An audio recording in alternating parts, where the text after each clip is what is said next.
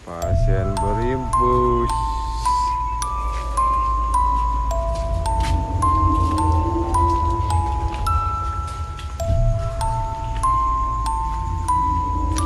Piye pasiennya masih.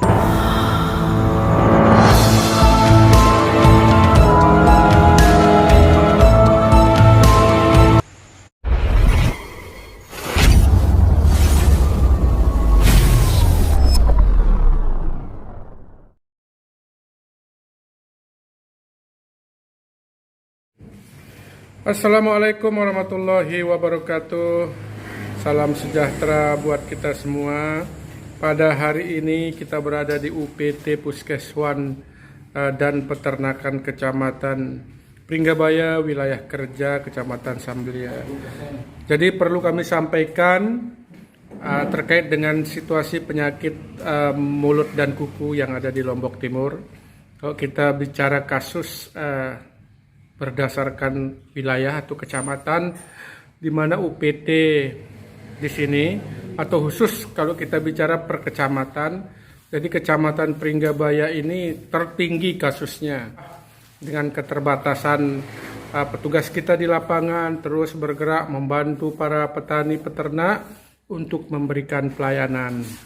Nah, jadi ini adalah dokter hewan kita, dokter hewan Mawardi, yang dengan sekuat tenaga untuk memberikan pelayanan kepada masyarakat. Walaupun dengan ketersediaan obat yang terbatas, beliau ini berusaha untuk meyakinkan para peternaknya, supaya peternaknya ini yakin bahwa ternaknya yang diobati pasti sembuh, supaya peternak tidak menjual sapinya yang merugikan peternak itu sendiri. Selamat siang Pak Dokter Mawardi. Selamat siang Bapak. Ya, ini adalah Dokter Mawardi. Kita mau nanya-nanya sedikit ini terkait dengan penyebaran PMK yang ada di Kecamatan Pringgabaya.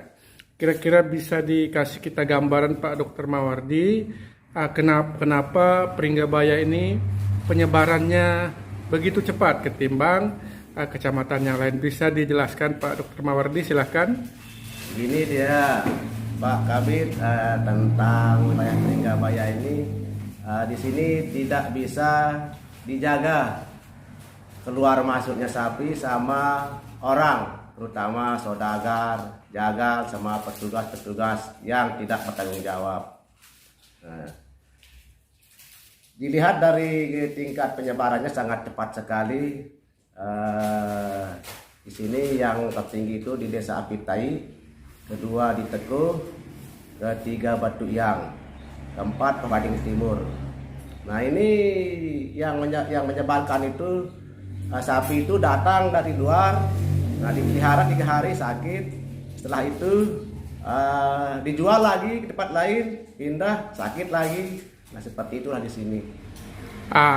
Kalau kaitannya dengan letak kandang, apakah jauh berdekatan? Nah, kandang itu sangat berdekat-dekatan, memang pribadi, tapi jaraknya hanya 2 meter, 3 meter, 4 meter.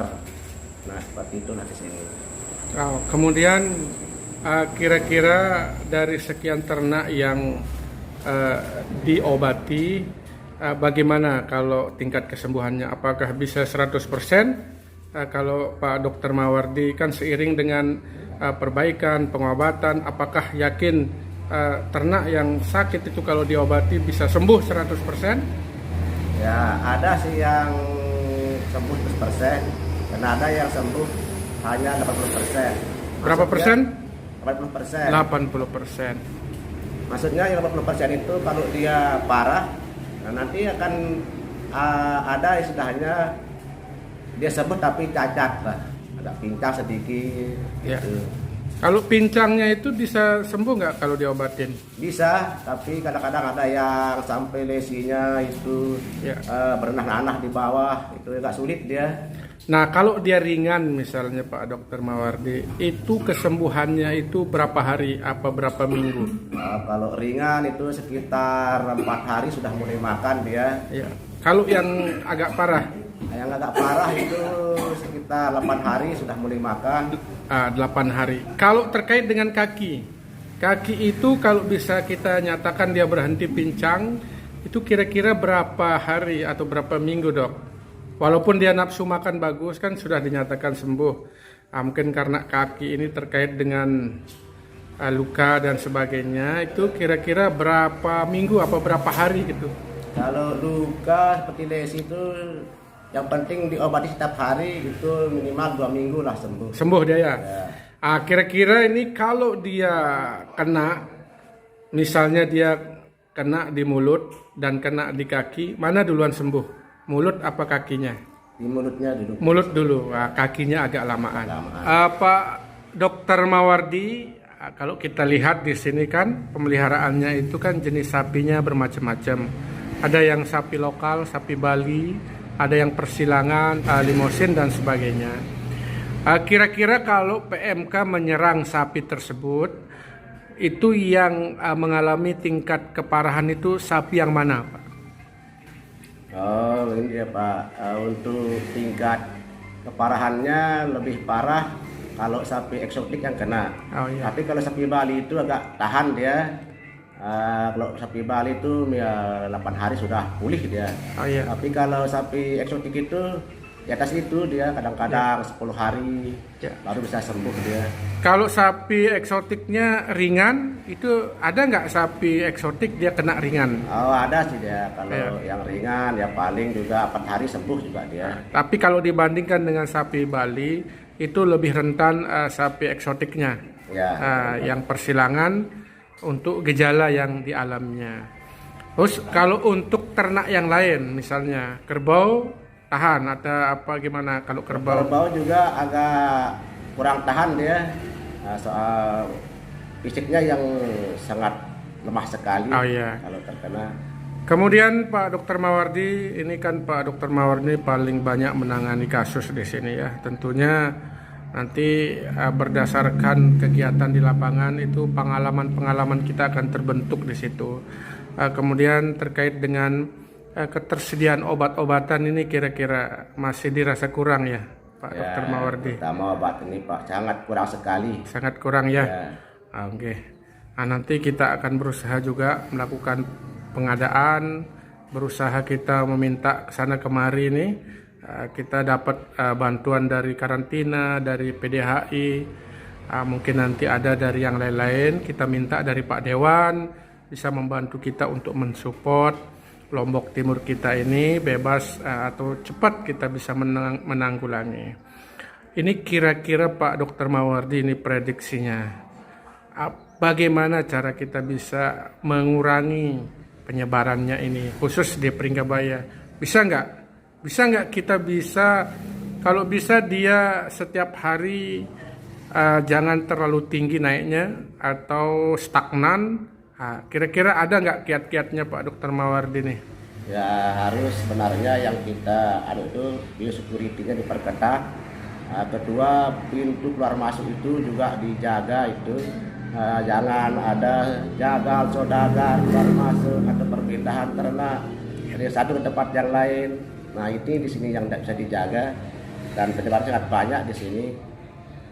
Seperti itu Pak Kawit. Jadi harapannya untuk pemerintah ini Pak Dokter Mawardi, ini Pak Dokter Mawardi ini adalah P3K, pegawai pemerintah dengan perjanjian kerja. Nah, ini beliau ini sangat diandalkan di wilayah Kecamatan Pringgabaya dan ini dia minim mengeluh. Jarang mengeluh dia Pak Dokter Mawardi.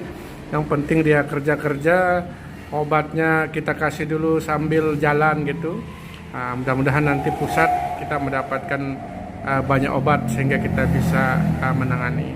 Harapannya terakhir Pak Dokter Mawardi, gimana untuk penanganannya? Harapannya ya untuk segeralah didatangkan vaksin ya untuk pencegahan ya. Harapannya nanti cepat didatangkan vaksin supaya bebas.